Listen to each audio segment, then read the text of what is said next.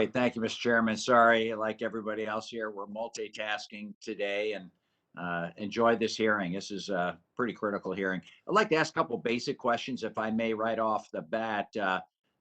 Maybe Ms. O'Cheil to start with, and then Mr. Lewis. What is the basic level of service? Right now, we're using the 25.3.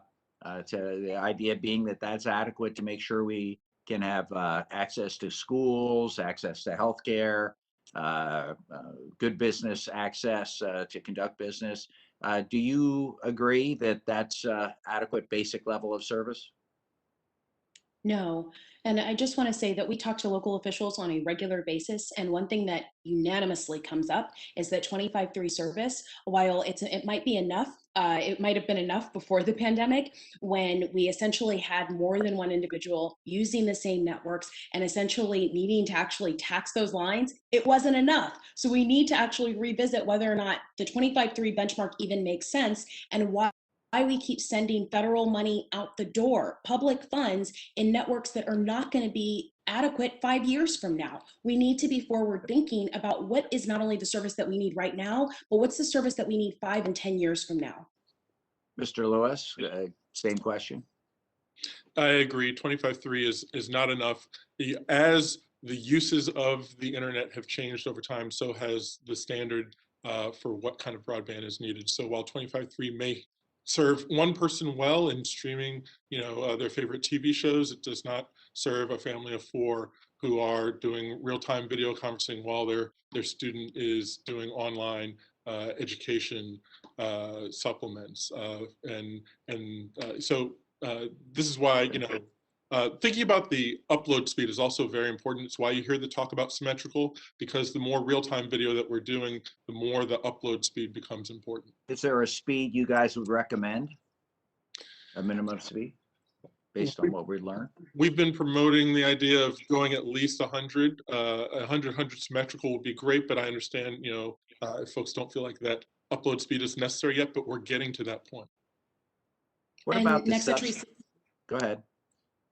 I said Next Century City supports increasing it as well. However, it is not to the exclusion where we think that unserved communities shouldn't get service until they can get there. What we're looking for is that people can upgrade their service, and some people might need to start at 25/3.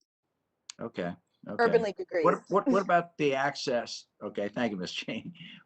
Maybe Ms. Cheney, what about the subsidies? I mean, there's been some suggestion here today that a lot of these companies already give a $10 to $20 subsidy for low-income folks in the city and in rural communities. Is that enough of a subsidy to get people to sign on?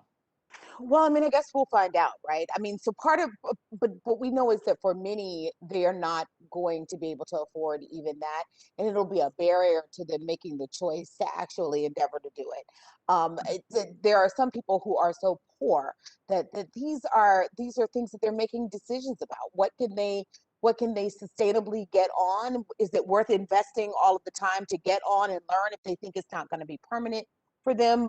So yeah. Okay. Not the best Mr. answer, but yes. All right.